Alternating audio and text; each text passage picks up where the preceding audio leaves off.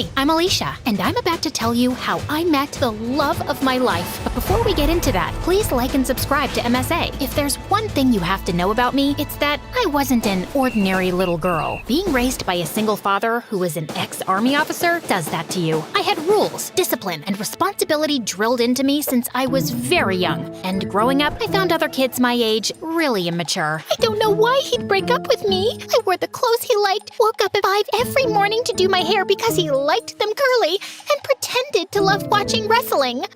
Excuse me, but I need to get that muffin. Can't you see that I'm crying? My boyfriend just broke up with me. Aw, I'm so sorry. You know, it reminds me of the time my dad took me for this obstacle course and I twisted my ankle so badly, the doctors told me I'd never be able to walk again. But I didn't lose hope, and here I am. How is that the same thing? It's not, because that was an actual problem, but yours is just a bunch of high school nonsense. Now move your butt, please. Needless to say, I didn't have a lot of friends, and I didn't care either. My life was all sorted out. Graduate school, get into a good college, work, and retire. But then I turned 18 and met Arthur. He was a transfer student from Greece, and boy was he dreamy. The first time I met him was in gym class. We were playing catch, and I was so lost in looking at him. I totally missed the ball, and it hit me right in the face. I fell on my butt, and Arthur came running. Are you okay?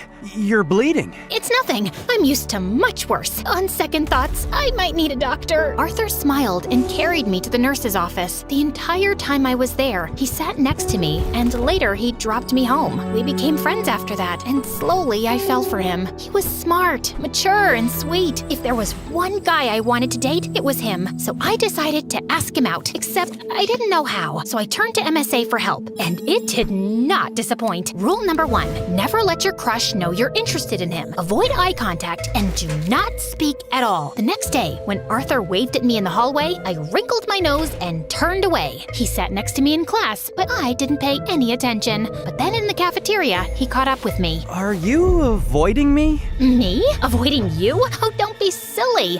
I was just really busy thinking about global warming and how it's impacting the fish population. Oh, that reminds me. I have to water my fish.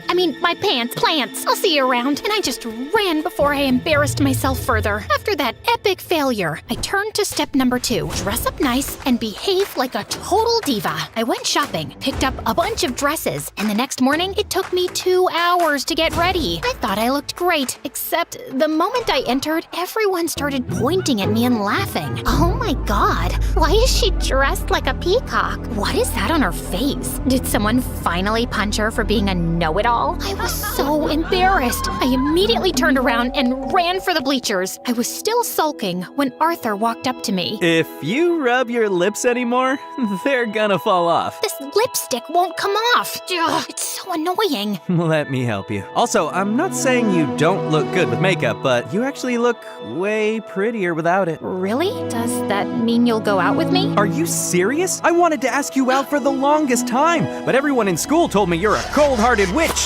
cold-hearted girl who hates people. That's not true. I hate dumb people. There's a difference. So, you and I, dinner tomorrow? I'd love to. My first date with Arthur was perfect, and he told me that his parents were divorced like mine, and he lived with his mom and 9-year-old brother Charlie. We started dating soon after, and spent all our time together. People in school were also nicer to me since I was Arthur's girlfriend, and even Dad liked him a lot. Life was just better with him in it, until things started getting weird. Some days he would come to school looking like a half-dead zombie, and other days he would skip school altogether. His grades were slipping, we were barely seeing each other, and I knew something was wrong. So one day when he canceled our date, I went to his place with his favorite ice cream. But when I knocked on the door, some kid opened up. Hi, you must be Charlie. Is your brother around? Is that ice cream? Give me it. Hey, that's not very nice. Say, ma'am, could I please have that tub of ice cream? Repeat after me. Sure.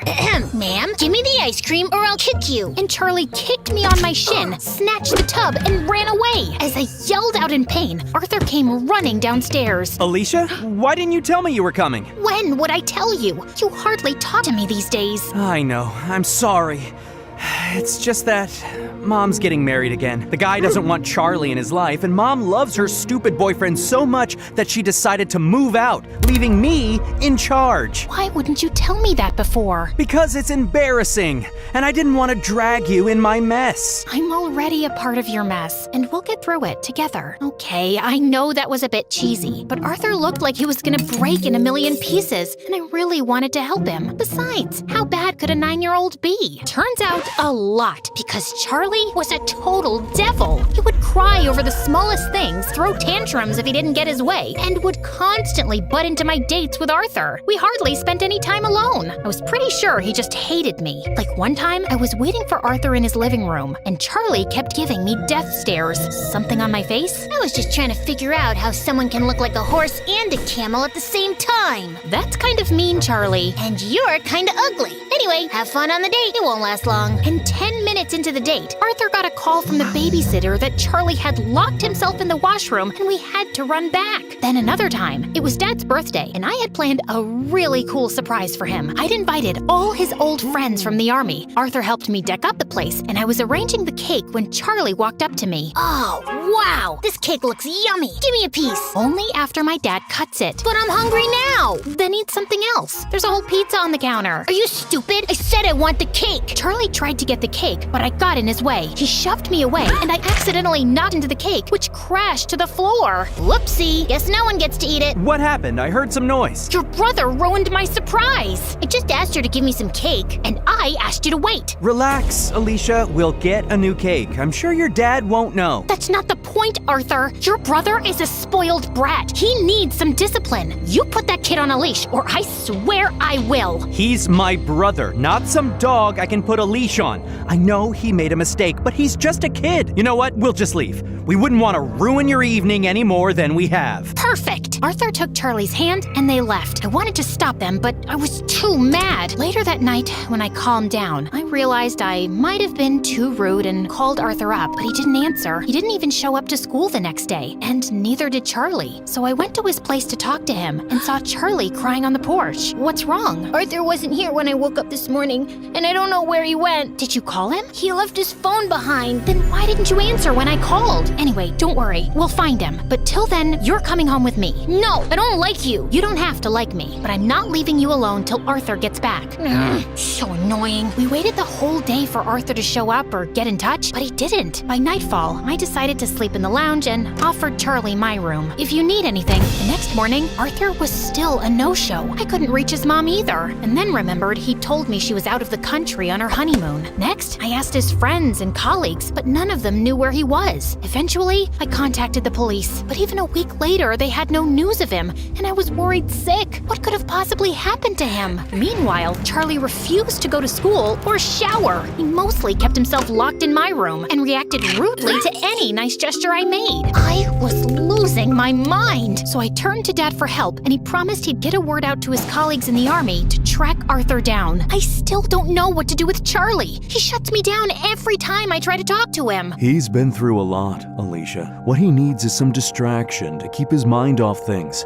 After your mom left, you were all over the place. That's why I built such a strict routine for you, so you wouldn't have time to think about her. Maybe you should do something similar. I decided to give Dad's advice a shot, and the next morning, I walked to Charlie's room and woke him up. Get up, we're going out. Is Arthur back? No. Then let me sleep and go away. Nope, you're getting up right now. Charlie resisted, but I dragged him out of bed, and somehow we made it to the bus stop. He kept cursing me the whole way, but I didn't care, and minutes later, we were at our destination. The paintball arena. I'm not going in there. Why? Too chicken to lose? As if you're on. Charlie and I had a great time at the paintball game, and it was the first time I actually heard him laugh. Afterwards, we went to a trampoline park and jumped our hearts out. By the end, he was so tired he could barely walk, so I called a cab and took him to my favorite burger joint, but he just stood at the entrance and stared. What, you don't like burgers? No, it's just that this was my favorite place to come with my mom. Every weekend, we'd come here and play play our favorite songs on the jukebox machine. And now, she doesn't even call me, and Arthur's left me too. Arthur will be back in no time, I promise you. He loves you a lot, Charlie, and no matter what, we'll always be here for you. You too? Yes, me too. Charlie cried and hugged me tight. For the first time, I saw him as a heartbroken kid who just wanted his family back. Since then, Charlie warmed up to me. We'd have breakfast together, and he would always make my bed when I got home from school. He was a lot calmer and hardly threw a tantrum. I couldn't wait for Arthur to come back and see how much progress Charlie had made, but we still had no leads on him. I wanted to be strong, but with each passing day, my hopes of ever seeing him again were getting dimmer, and it broke my heart. Finally, one night, I broke down in front of Dad. I don't think Arthur's coming back, Dad. It's been weeks, and no one knows where he is. If he was in town, we would have found him by now. And Charlie, he's lost his mom and might lose his brother too. What can I even say to him? What? I turned around and saw Charlie standing at the door. You've been telling me all along the police will find him. You said you were sure. No, I'm sure he's fine, Charlie. I was just... Stop lying. Why do all grown-ups lie so much? I hate you, all of you. And Charlie just ran out of the house. Dad said he'd go after him, and as I was sitting in the kitchen in despair, the phone suddenly rang. It was the police, saying they'd found Arthur in a hospital close to town. I rushed to the location and texted Dad on the way. The doctors at the hospital told me that Arthur was brought in a few days back by the forest rangers. Apparently, he went on a hike and got injured, and since then, he'd been in a coma. I was sitting next to him when Charlie walked in with Dad. How is he? He hit his head, but he's out of danger. Doctors say there's a very good chance he'll be just fine. Charlie, promise me, no matter what happens, you and I will never fight again. I promise. I will never scream again, and I will always be a good brother. He will wake up, right? What do you think?